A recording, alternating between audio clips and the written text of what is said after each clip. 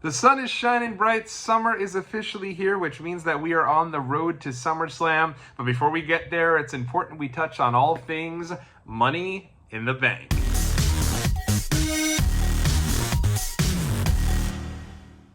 What's up, world? It's your boy Tommy on the spot for Watch Along Wrestling. Thanks so much for checking out the video here today. You know, when I was a kid growing up as a big WWE fan, it was always about the big four WWE pay-per-views. I'm, of course, talking about Royal Rumble, SummerSlam, Survivor Series, and the granddaddy of them all, WrestleMania. Now, maybe these events weren't always perfect, but even during the down years, they'd give you something of these big four pay-per-views to really sink your teeth into. They were your quarterly reminder that anything still could happen in the WWE. I just loved them. And then in 1993, WWE added King of the Ring, and I think it fit right in. It was kind of like the Big Four went to the Big Five. Think about it. Austin 3:16 says, "I just whooped your ass." Mankind off the Hell in a Cell. The list goes on and on when you're talking about the most iconic moments that all stemmed from that King of the Ring pay-per-view. Then in 2002, it was gone. They did away with the concept. And I really think there was a major void left with King of the Ring going away. Sure, you still had your backlashes, you still had your elimination chambers that once in a while would surprise you and go ahead and deliver way above expectations. But for the most part, you were really missing that big extra show. Enter the Money in the Bank pay-per-view in 2010. I really feel like Money in the Bank has filled that void for King of the Ring and has become one of the best events for WWE of the entire year.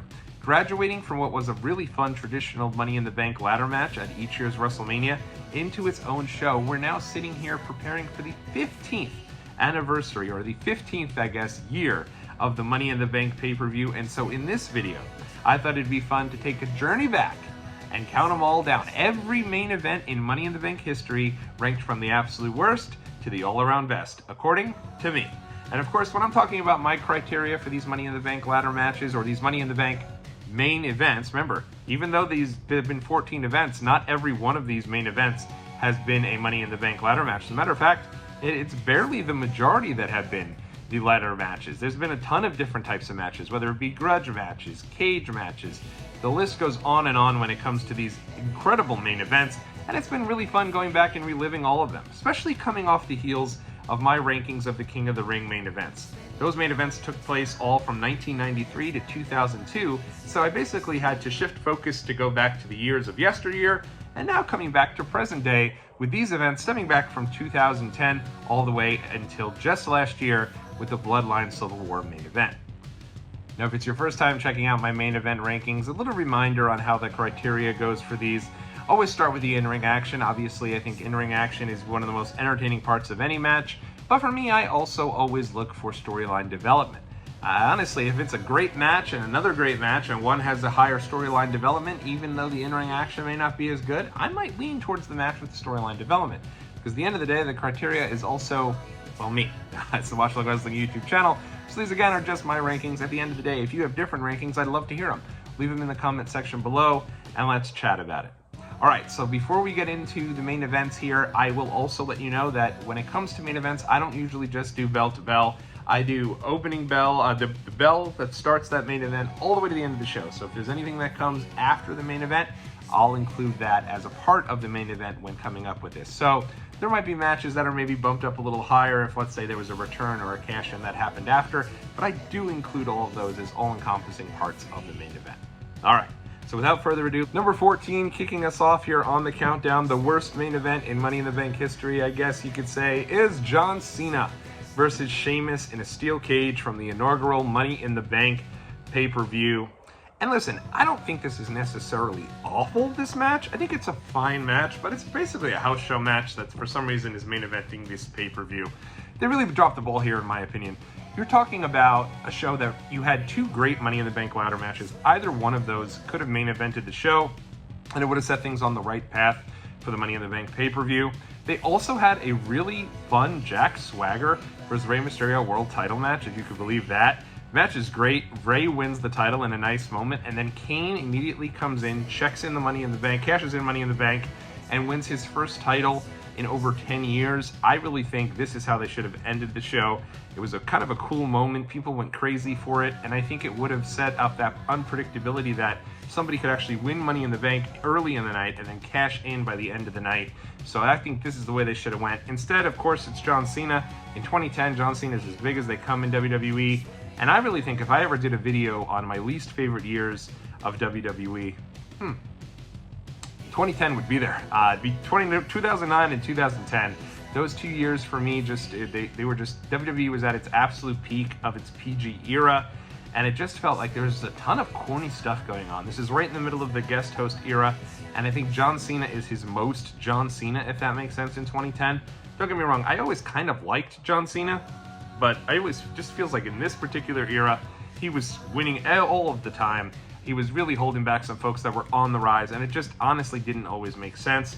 In this particular match, he actually doesn't win. Sheamus wins, but Sheamus is such an afterthought because this entire match is really a backdrop to the Nexus storyline that's going on. Nexus had debuted about a month or so before this show, and had been running roughshod over WWE. They interrupted the main event of the Fatal 4-Way show, helping Sheamus win the title. And at this point, Sheamus has already been buried at WrestleMania 26. He just honestly did not belong in the main event picture. Him losing to Hunter the way that he did, it was just really hard to kind of rehab him and build him back up as a credible champion. But again, it's really all about Nexus going up against John Cena. And I think, I loved the Nexus storyline. The first night they were there, I was just like, this is awesome. I think the biggest detriment to that group was honestly Daniel Bryan getting fired right away. If Daniel Bryan was in that group, I think he would have been having great matches every week and really legitimized that group. Unfortunately, with him gone, though, you got a bunch of guys who just weren't ready to have great matches in ring, and I think that hurt the group. Another thing that hurt the group is that John Cena was pretty much taking on the group all by himself, as evidenced by the end of this match. While Cena doesn't win due to outside interference from the Nexus, at the end of the match he gets the last laugh by laying out several members, and unfortunately was a sign of things to come.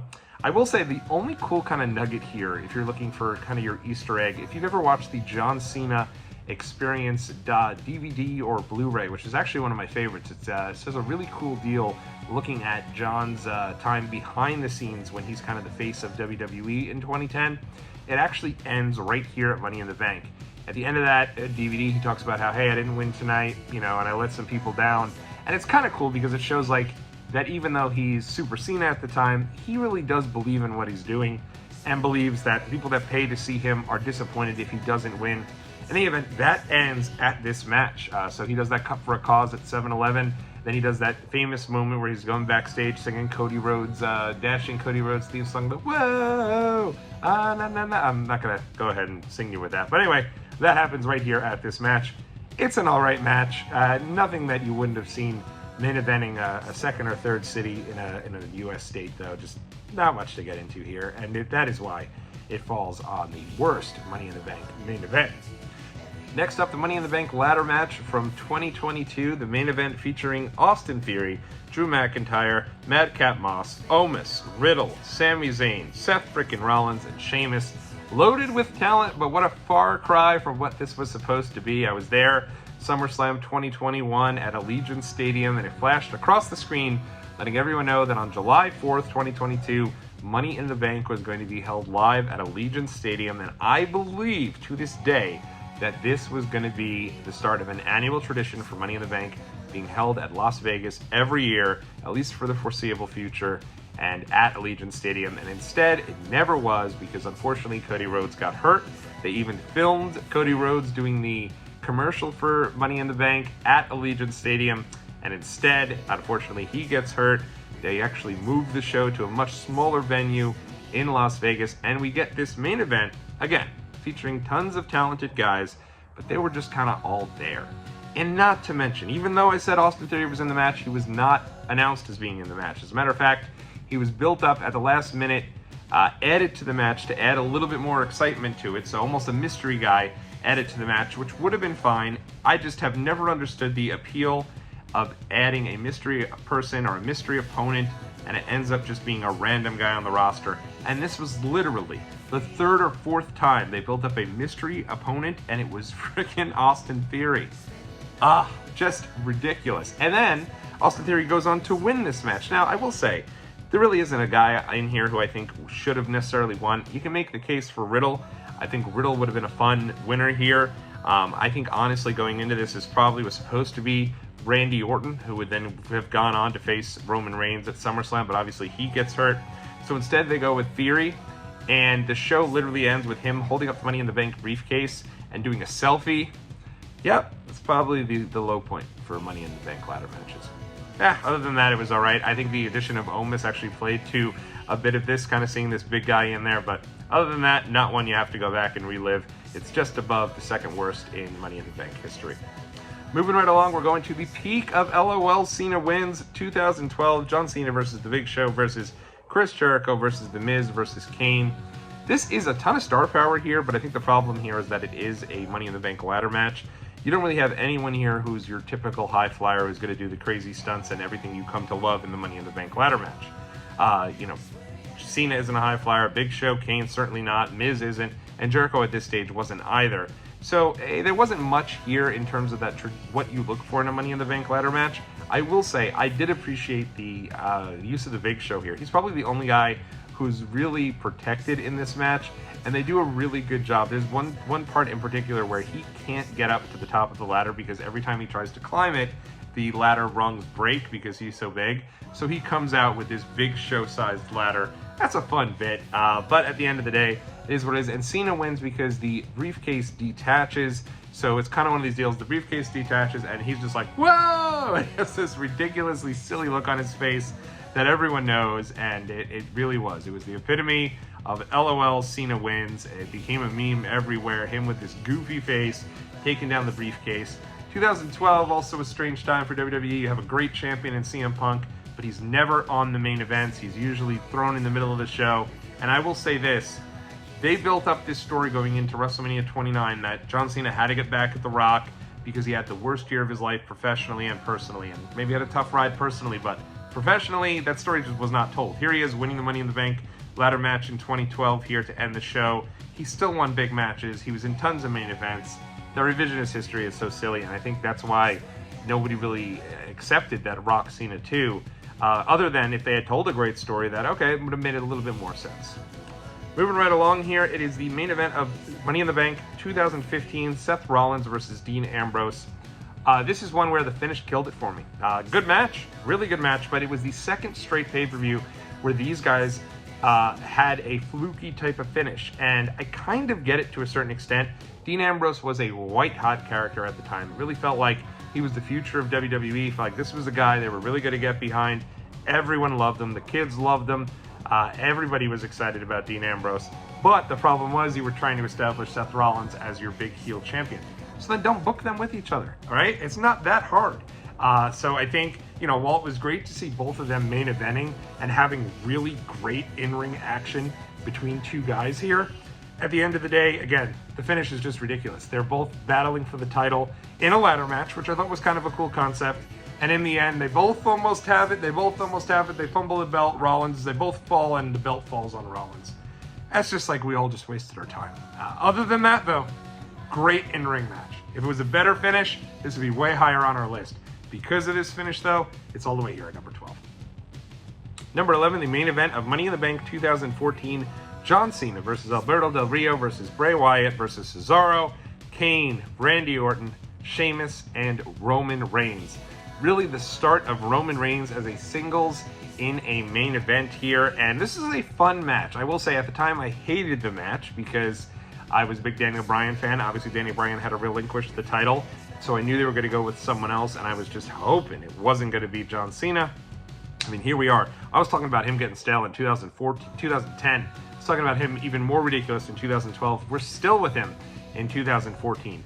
I do think they moved on from John Cena too early, but they had to change things up. The guy was doing the same character for so many years. And in this match, though, it's a fun deal because you've got a bunch of new guys thrown in there with a couple of the veterans. The veterans here, obviously, Sheamus, Orton, Kane, to a certain extent, Alberto Del Rio had been around a couple of years, and obviously John Cena. Then you have Bray Wyatt, Cesaro, and Roman Reigns, who really felt like they were the future of WWE. And I know Cesaro feels like, really, of all people? But he was really, coming out of WrestleMania, he was one of the guys, WrestleMania 30, that you really felt was going to be a guy that they would get behind and finally break through to that next level. Especially here, he comes out here with Paul Heyman, which I almost forgot that at one point he was a Paul Heyman guy. It does go, obviously, down with Cena winning, but I don't mind it on rewatch now. It made sense storyline-wise that, like, hey, they had to go back to Cena to go against the Authority because he was the only one established enough that it would have made sense for them to keep trying to do everything they could to stack their deck against Cena until obviously bringing in Brock Lesnar for SummerSlam. So storyline-wise, it made sense. Cena does win. This is actually for the title. So even though it's a ladder match with all these guys in it, the match itself is for the title. And I should have known at that moment they weren't going any other direction other than Cena. It's kind of cool to see a young Roman Reigns in the main event picture, though. And obviously, I thought the world of Bray Wyatt, and seeing him here bumping up against all these main eventers like he did throughout 2014 and all the way up through 2015 when he faces The Undertaker at WrestleMania, I just thought was great. And I missed the guy, gone way too soon. Getting to our top 10 now. Number 10, we're going to 2017. It was Baron Corbin versus AJ Styles versus Dolph Ziggler versus Kevin Owens, Sami Zayn, and Shinsuke Nakamura. Strange show here, this Money in the Bank 2017. This is a SmackDown only show. It felt really strange to put this show and make it a SmackDown only event. At the end of the day, I really felt that Money in the Bank had graduated to be such a big deal for WWE at this point. To make it brand only was really kind of strange. And it's also a little earlier than Money in the Bank typically had been. So just weird all the way around. I will say, though, I have a lot of fun for this show. I remember it very well. My wife and I were at a wedding in Wisconsin. The wedding was an 8-hour wedding. Think about that. You go to a wedding, it's usually 4 hours. This was an 8-hour wedding. We had an absolute ball. We teared it up on the dance floor. The bride and groom actually had a wrestling entrance. So that was a lot of fun. And we loved it. And I'll never forget, the wedding ends 8 hours long. We get out of there after midnight and back to the Airbnb we went to watch this show. Think about that.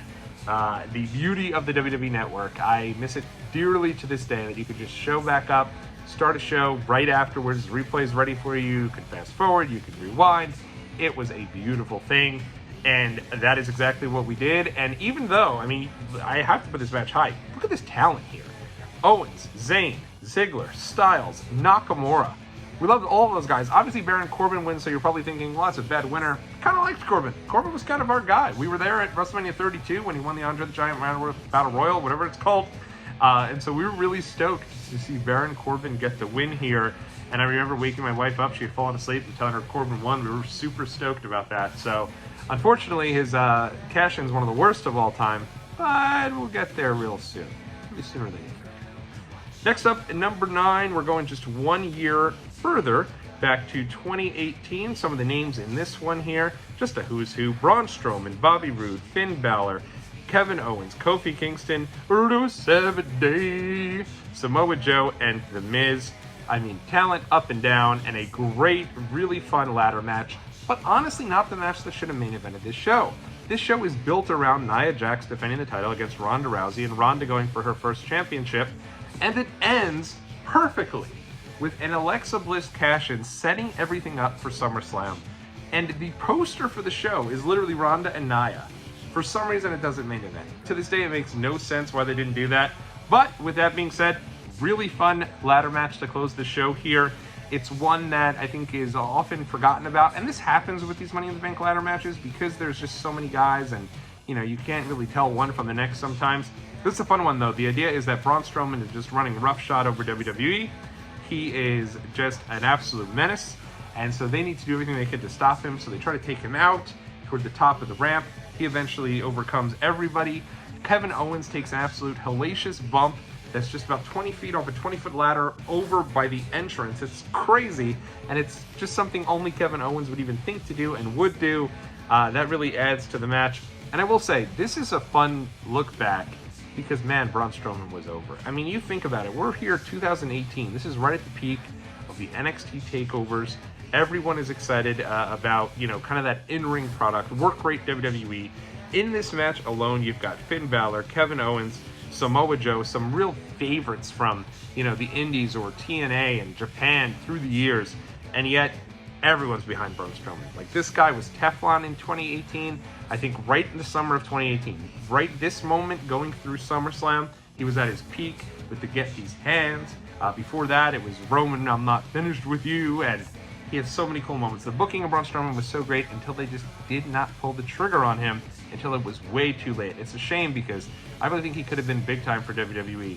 There's certain things he did that I didn't love outside of the ring, but in terms of his presentation as a character, I thought he was great. And this is really a really big, great win for him. He gets the Money in the Bank becoming the Monster in the Bank in an underrated match here. This is a fun one. Go back and check this out, the 2018 variety. Number 7, we're continuing to climb the ladder as we move just another year to 2019. Listen to this who's who of talent in this one. Mustafa Ali, Andrade Cien Almas, Baron Corbin, Drew McIntyre, Finn Balor, Randy Orton, Ricochet, and of course, Brock Lesnar. Now, this match would even be higher on the list if we're going just straight talent. This I'm a little biased for because I was there for this match. I was there at Money in the Bank 2019. It's the only Money in the Bank pay-per-view that I went to. Just put up a full vlog of that one if you want to go check it out. We went to St. Martin, and then we came back to New York, caught up with some friends, and then made our way to Hartford, Connecticut for this show. And this was a doozy. What a fun match this was. You had a bunch of new guys really coming up from NXT, having their first real shot at a main event, and they just went crazy, pulling out all the stops for this match. The, of course, ending is a little left to be desired as Brock Lesnar shows up at the last possible second and he wins Money in the Bank. I would have had no problem if Brock was in this match. I think, honestly, that would have added a lot to the match if Brock was announced for it. I don't know that at the time the shock value was even there for Brock because he was returning pretty frequently. It's a cool moment when he comes out. Place does go nuts, so maybe I'm just wrong on that one. But when he comes out, the worst part about it is Mustafa Ali was climbing the ladder. He's got his hands on the Money in the Bank briefcase. Brock music hits. I really just thought, oh, Ali should just pulled it down and ran. Like, why is he standing there? Stunned silence. He can't do anything. He can't move, and he has to just wait for Lesnar to come out. And at the time, while it all worked out, because I think, unfortunately, if Mustafa Ali doesn't get injured going into Elimination Chamber 2019, we may never have gotten the incredible moment and the incredible match that was Kofi Mania at WrestleMania 35. But with that said, I think a lot of people did feel for Mustafa Ali as well, because with him being taken out of that match, he lost his opportunity at his first main event. So seeing him get this chance here, and it looked like he was going to win the briefcase, and people were really behind him, only to have Brock come and get the briefcase and do that whole deal, I think was a little bit of a sour ending. That being said, I was stunned to see him. My wife's a huge fan. I did not expect Brock Lesnar in Hartford, Connecticut. No offense to Hartford. Maybe a teeny tiny offense. I don't know. In any event, that was pretty cool to see Brock there because I was not expecting that he'd show up there. And it led to one of the most fun Money in the Bank reigns of all time, right? Brock really made it his own. Came out with the boombox, doing his thing, doing the dancing. He didn't even know Brock had it in him to show this much character. Totally different side of Brock. He had a lot of fun with it, and it leads to a fun little cash-in there at the end of Extreme Rules, leading to SummerSlam 2019, an incredible main event between Rollins and Brock. But on this night, it was like, Lesnar again. Really felt like we were ready for someone new. Number 6, the incredible main event of a show I just missed. 2013, it was Randy Orton versus Christian versus CM Punk versus Daniel Bryan versus Sheamus versus Rob Van Dam. What an incredible group of talent. I mean, holy smokes. This might be the most star-studded Money in the Bank main event of all time. Punk, Bryan, Christian, Orton, RVD in one match, and it's RVD's return match in Philadelphia. Man, this was great. And one of the reasons I love this is because I always say, I always appreciate the storyline development, and this one had a major storyline twist, as while CM Punk is getting ready to win the Money in the Bank, who should show up but his buddy Paul Heyman, who he kind of made clear like he loved Paul, but he was ready to move past Paul and go on and do his next thing. Paul, of course, turns on Punk, cost him the match, and who should get the Money in the Bank but Randy Orton, who at the time wasn't doing much. You know, Orton was involved with a lot of Shield six-man tags, so it was interesting to see Randy Orton, of all people, get the Money in the Bank briefcase here. Of course, we didn't know at the time, but Randy Orton was getting ready for that next huge, big push as a monster heel. At the time, he's still a babyface, and it was kind of like he was almost the forgotten guy here. But a really fun deal, great match, and RVD gets a cool moment in the beginning. Unfortunately, they all attack him when he's getting ready to do the thumbs. But it really was, it was great to see RVD back there for one more run in WWE. I think it honestly peaked here at Money in the Bank, this last run for him. But it was a great night nonetheless, and I really did. I thought they'd give Rob the briefcase one more time. 'Twas not to be. All right, moving right along here, we are getting ready for our top 5. Wow, we got through that fast. Here we go. Let's dive right into it. I'm going to go with number 5 for me. It is going to be the 2020 I'm actually ranking this as my favorite Money in the Bank ladder match. It's completely different, and it is the Money in the Bank from Titan Towers, featuring on the women's side Asuka, Carmella, Dana Brooke, Nia Jax, Shayna Baszler, and Lacey Evans. And then on the men's side, you had Otis, AJ Styles, Daniel Bryan, Baron Corbin, Rey Mysterio, and Aleister Black. Tons of characters here. I totally forgot that, like, it hasn't been that long since Aleister Black and Daniel Bryan were both in WWE. Here they are showcased pretty heavily here. And this is as fun of a match as I can remember. It was, in my opinion, the peak of the entire pandemic era for WWE. It was everyone just getting together and saying, hey, we want to really entertain people, so we're going to give them something they never thought they'd see. Personally, I was working in Stamford, Connecticut for a different company at the time, and I actually remember driving past Titan Tower. Drive past every day, Titan Towers, and going past Titan Tower and seeing the spotlight on top of the building. So I knew they were going to do it on the roof, and this was really cool. It brought back so many memories. Of course, Titan Towers has always kind of been that big, mysterious building. So few people have had the opportunity to go in there and actually check it out. It's closed off to the public, so to be able to see so much of the building in this match, the iconic gym, they fight in the gym, they fight in the lobby there. We always have the Andre the Giant statue and Asuka with the big dive to start things off the top there. They wrestle in and out of all the different rooms. The Money in the Bank conference room, where Dana Brooke gets the briefcase. Everyone's like, wow, I didn't know Dana Brooke was going to win this. But then who should show up but Stephanie McMahon, who's quickly like, we're just in a conference room. Put that back. You didn't win the match. So it was the cameos were great. Obviously, so, you know, keeping the personal stuff out of it, them going into Vince's office and him being in there, it was pretty funny. You also had Paul Heyman in an incredible scene where they're wrestling through catering. He's there, he shows up, he's got his entire deal, and he ends up in the mix there. Because at the time, remember, Paul Heyman hasn't yet been with Roman Reigns, so he hasn't done that much of anything to do during this era. So to see him was kind of cool. And then them going up and wrestling up on the roof, something we hadn't seen really since the Raw Open back in 1995, when they all did the big dancing and whatever they were doing, all that stuff that was on the Open for Raw for such a brief period of time. So to kind of harken back to that, Rey Mysterio is presumed dead as he's thrown off the top of the building and somehow survives and shows back up without a band-aid. But it ends up with two unique winners too. Asuka wins this, and then the briefcase for the men, it falls in the arms of Otis. At the time, I knew this wasn't going to work. I just knew that Otis, I love the guy, and it was a fun moment. I just don't know. It was tough for them because I don't think they could have gauged how the fans would have necessarily reacted to it because there wasn't any live fans. But just a strange era and a strange time. So fun to see the fun guy win the briefcase. But unfortunately, or for him, unfortunately, he would lose that over quickly to The Miz. And Miz would end up getting that back. But for this night, two winners, two matches going on simultaneously, a completely unique type of deal. Give them a lot of credit for this one. A lot of the stuff during the pandemic was really hard to rewatch, but when watching this one back here for this project, I was just blown away by how much fun it was. So it's a way up for me, and I do realize it's a little bit high on the list, but here it is, and in my opinion, it belongs. It's really good stuff here at number 5.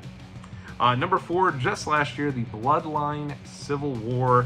It is Roman Reigns and Solo Sikoa taking on the Usos, and this ends up being the first loss for Roman Reigns since December of 2019. He had gone all of 2020, 2021, and 2022 without a single loss, and here he is last year getting the loss. Usos are absolutely at their best here. I don't know there's ever been a time they've done a better job. They are very desperate, and there's a moment they could see that they're about to get the win over Roman Reigns, and they are feeling it. They are like, oh my God, we're going to do this. And even when they beat him, it's like they're uncomfortable with it in a way. Credit to Roman Reigns. You know, the stories have come out that he felt it was important to lose to beat Cody Rhodes at WrestleMania 39 so he could create the next big babyface in Jey Uso, and that really worked. I'll say I was at SummerSlam 2023, didn't think Jey Uso had that main event persona down pat yet, but he was starting, and it really has turned into such a great thing, and it all kind of harkens back to this match right here. Unfortunately, they broke Jimmy and Jay up. Didn't need to do that. Thought that really made no sense to have them go at each other just the next month. But this match is so good. And if you go back and watch the ending sequence here with the two of them just realizing they're going to beat Roman Reigns and not knowing almost what to do with the magnitude of that win was such great storytelling, and it's such a great match. Moving right along, we're going to go to number 3. It is going to be Money in the Bank 2021, Roman Reigns defending the title against Edge. The WrestleMania main event that we should have had. I will say, adding Daniel Bryan is never bad, and that was a fantastic main event, the triple threat they had. But the initial main event was supposed to be Roman Reigns versus Edge, and the story is they pivoted and added Bryan. I think because, believe it or not, WWE was concerned people weren't going to be so behind Edge. Talk about just not being able to read your fan base, because none of them were there. But people were so into Edge, especially here at this Money in the Bank show. And you remember, this is the weekend that the fans were back. Yes, WrestleMania 37 had limited capacity fans, but right after that, we were right back in that, Thunderdome. So this was the first weekend they were officially back. You had SmackDown with live fans going right into Money in the Bank, then going right into the day after Money in the Bank. Raw also having fans. Just a really fun weekend. And this main event was great. It ends up being about 20 to 30 minutes. And a really fun story here of Edge being like, he needed to get this win. And that's why he's back to really complete his comeback, which, starts at the Royal Rumble 2020. He goes on to then win the Royal Rumble here with no fans there in 2021. But he does win the Royal Rumble, leading to this match here at Money in the Bank 2021. And he comes up a little short, but a really good storytelling across. And then, of course, the ending. It's a moment I've watched so many times. And it was one of these deals where, I'll be honest, John Cena had been gone for a while, and it really did not feel like he was going to be back. And I know that sounds weird, but coming out of the pandemic, I just didn't think we were going to get John Cena back so soon. So, of course, end of this match, Roman Reigns gets on the mic. He tells them now he's basically defeated everyone, and he demands that they acknowledge him. And as soon as he does that, whose music should hit but John Cena? And he comes out. Place goes absolutely insane. I'm almost talking myself into making this even higher on the list. This moment was so great. He comes out, they go nuts for him, and he is so not used to getting such adulation from everyone in the crowd that you could tell he's overwhelmed by it. He's really excited about this. He's doing this whole dance. He's getting going, doing the time is up, my time is now, doing whatever he was doing. And it was incredible. And I will say this, that seeing this moment got me to look at my wife and say, we're going to Las Vegas. We're going to be there for Roman and Cena at SummerSlam. That's how good this moment was. It literally had me go cross country and pay for my mother to join us to watch our daughter in Vegas for John Cena and Roman Reigns. And it all started right here. Such a great ending. And you needed it too, right? When the fans were finally back, it felt like a little return to normalcy. And who's more normal in WWE than John Cena? Such good stuff. Number 2, there's still 2 matches I have higher than that. You can see how much I absolutely adored and loved that. Number 2 here on the list, we're going to 2016, Seth Rollins versus Roman Reigns. This is such an iconic night that you could make a case it's maybe number 1. I think you could flip a coin between any of these top 4, and I wouldn't doubt you for putting any of them as your number 1. I mean, honestly. But number 2 here for me is, again, it's going to be Roman Reigns versus Seth Rollins for the title. And going into this, the wild card was Dean Ambrose basically saying, hey, maybe one of you guys is going to win the title and end the night. Or maybe I win Money in the Bank and I cash in and win the title myself. And it got to a point where it was like, oh man, is he going to do that? And then he actually did. Like, they teased it and then they gave you everything. And in one night, all 3 members of the Shield had won the title completely out of nowhere. First, you have Roman Reigns and Rollins, an incredible match. I mean, these guys have incredible chemistry, and they've done a really good job in giving you this match so infrequently that when they inevitably give it to us at some point, and they will, it's still a really fresh match because of how infrequently we've gotten this match through the years. They kill it, and Rollins beats Reigns pretty much clean to get the title, really kind of keep completing his redemption. And then right after he does, Ambrose music hits. Rollins is looking down the entrance ramp, and who should come in? But right behind him is Ambrose with the briefcase. He knocks him out, and then he does such a great job in way. I'm Final Boss Rock right here. I got the goosebumps. I am just explaining this. He's so excited to cash in. But instead of doing it, he has a moment where he's like, I'm going to do this.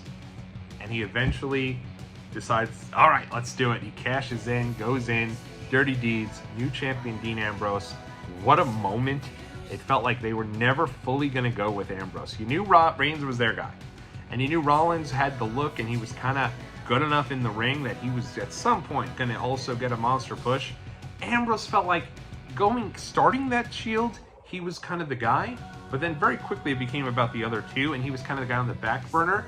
And in 2014 to 2015, he picked up so much momentum and really became that guy people were cheering on. That it went on for so long, you started to wonder if it was ever going to happen. And it happens right here.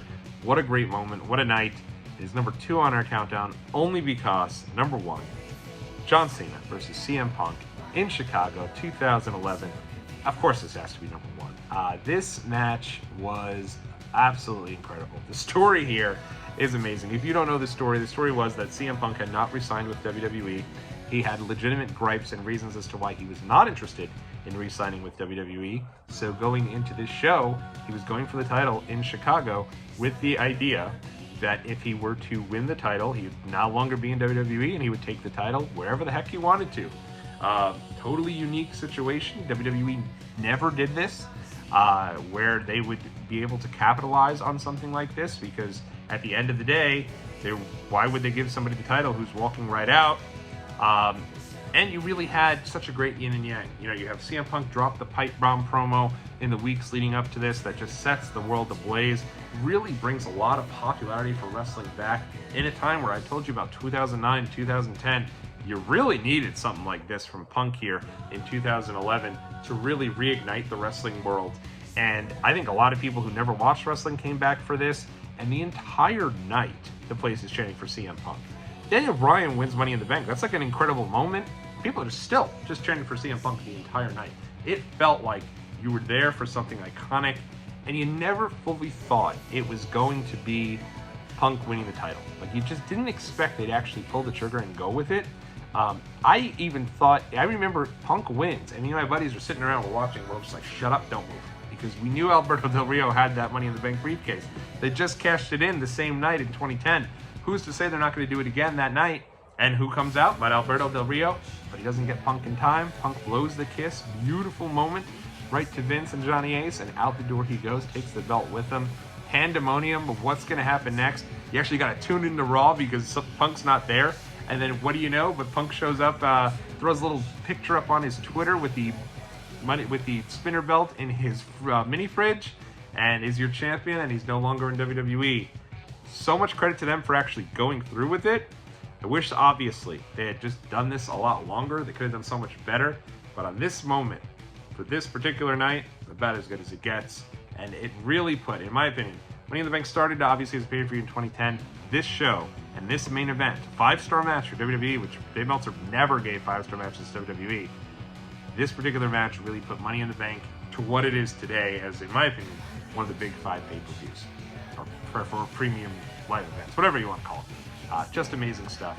Let me know what you thought about my countdown in the comment section below. Did I get it right? Where was I wrong? And we'll talk to you again real soon on Watch Love Wrestling.